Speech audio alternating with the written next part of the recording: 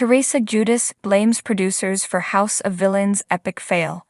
Real Housewives star Teresa Giudice wanted to bond with her House of Villains co-stars, but her efforts were a massive flop. She put the blame on the producers. Keep reading to find out what happened. Teresa Giudice names biggest Bravo villain. Teresa Giudice was a guest on Bravo's Watch What Happens Live on September 17. She was asked to name the network's villains. Teresa didn't hold back as she rattled off the names of several housewives. She tapped Arachidoi Alam Kenya Moore, Arachidoi Lisa Rinna, the Real Housewives of Potomac Alum Candice Dillard Bassett, and the Real Housewives of Salt Lake City star Monica Garcia as villains. But she reserved the top spot for another Bravo celebrity outside the Housewives franchise. Nearly a year after Scandoval made headlines nationwide, Tom Sandoval is still the biggest Bravo villain, according to Teresa Giudice. House of Villains producers blamed for RHONJ star's epic fail. Surprisingly, the RHONJ OG didn't name her sister-in-law/sworn enemy Melissa Gorga as one of the network's villains. She said in another segment that she has her brother and his wife blocked on social media. That's why she never sees Melissa's cooking videos. The videos may have been a huge help in preventing a major fail during Teresa's time on Season 2 of House of Villains. As viewers saw, Teresa Giudice made an effort to bond with her co-stars through her cooking. The RHONJ star is the author of 4 cookbooks, but her food was widely criticized by everyone in the house. That RHONJ star claimed on WWHL that the producers of House of Villains set her up to fail. How? According to Reality Tea, Teresa Giudice promised her housemates a beef roast that turned out inedible. She claimed that the producers provided her with brisket to cook. Despite leaving her co-stars with empty stomachs, Teresa Giudice is still in the competition. The winner gets a $200,000 cash prize and the title of America's Ultimate Supervillain. Teresa Giudice paced across her ornate kitchen, the sparkling granite countertops gleaming under the chandelier's light. It was one of those rare moments when her house was quiet, the chaos of her 4 daughters tucked away into the evening. But peace didn't come easily for Teresa these days. She slammed her phone onto the counter after scrolling through Twitter, where hashtags like #HouseOfVillainsFail and #TeresaDrama were trending. The headlines were brutal. Teresa Giudice's reality takeover stumbles on House of Villains. Another tweet had sarcastically quipped, "The real villain here is the producer who thought Teresa could out-scheme Omarosa. I can't believe this."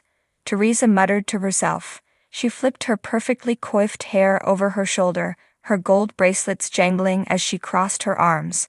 Her husband, Louis Roulis, entered the kitchen with a cautious expression. He had seen this version of Teresa before, fuming, indignant, and ready to unleash. "Babe, what's wrong now?" he asked, setting down a glass of wine in front of her. "Everything. This whole House of Villains thing is a disaster. They set me up to fail, Louis," Teresa snapped, throwing her hands in the air. Louis sat down, bracing himself. "How'd they set you up? You're one of the most recognizable names on there. You're the OG Trey." Teresa's eyes narrowed. "Exactly. That's the problem. They made me the face of this whole thing like I was supposed to run the show, but then they didn't give me anything to work with. The producers were out for me from day one." Louis raised an eyebrow. "Out for you?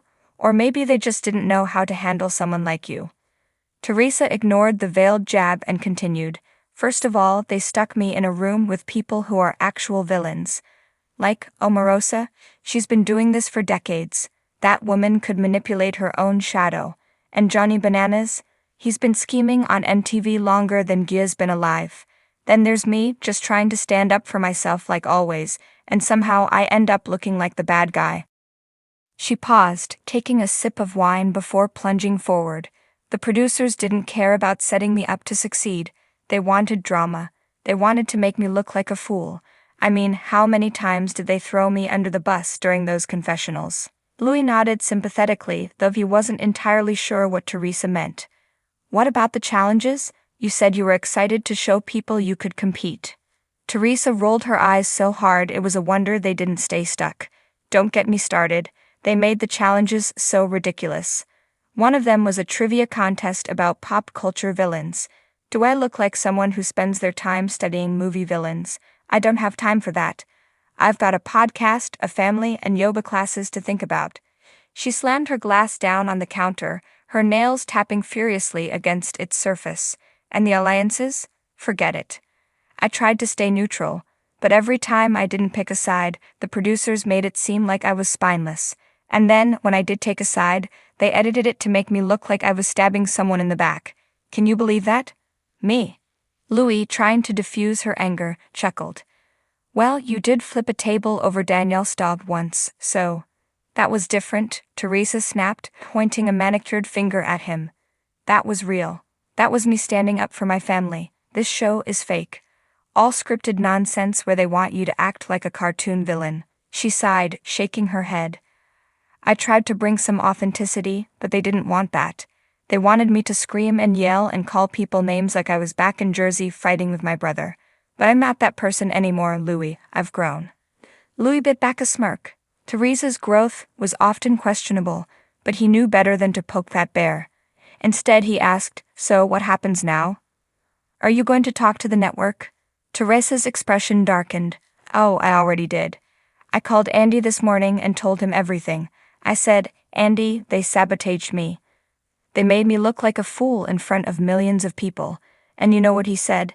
He said, Teresa, welcome to reality TV. Louis laughed, unable to help himself. Teresa shot him a look but eventually cracked a small smile. Okay, maybe it's a little funny, she admitted. But I'm serious, Louis. I worked too hard to rebuild my reputation after everything with Joe and the girls. I'm not going to let some producers ruin it because they think it's entertaining to see me fail. Louis nodded, taking her hand. So what's the plan? Are you going to walk away from reality TV? Teresa's eyes lit up with determination. Absolutely not. I'm not a quitter. If anything, this is just the beginning. They want to paint me as a villain. Fine. I'll show them what a real villain looks like. But on my terms, no more playing by their rules. Louis leaned back, impressed by her fire. You've got this, babe. Whatever you decide to do, you'll kill it. Teresa smiled, feeling a renewed sense of purpose. Thanks, Louis. And you know what? Maybe this is a good thing. Maybe I needed this wake-up call to remind me who I am. I'm Teresa freaking Giudice. Nobody tells me how to run my story. She grabbed her phone and opened Instagram, ready to post a carefully crafted statement to her followers. As she typed, her mind raced with ideas. Maybe she could pitch her own show, something that showcased her life as a mom, a wife, and a businesswoman. Or maybe she'd write another book, this time exposing the behind-the-scenes manipulation of reality TV. Whatever she decided, Teresa knew one thing for certain: she wasn't going down without a fight. As the post went live, her followers flooded the comments with support. Don't let them dim your light, Teresa, one fan wrote. Another chimed in, you're the queen of Bravo. They can't take that away from you. Teresa grinned, her confidence restored. She turned to Louis and raised her glass. To new beginnings. Louis clinked his glass against hers. To new beginnings and to proving them all wrong.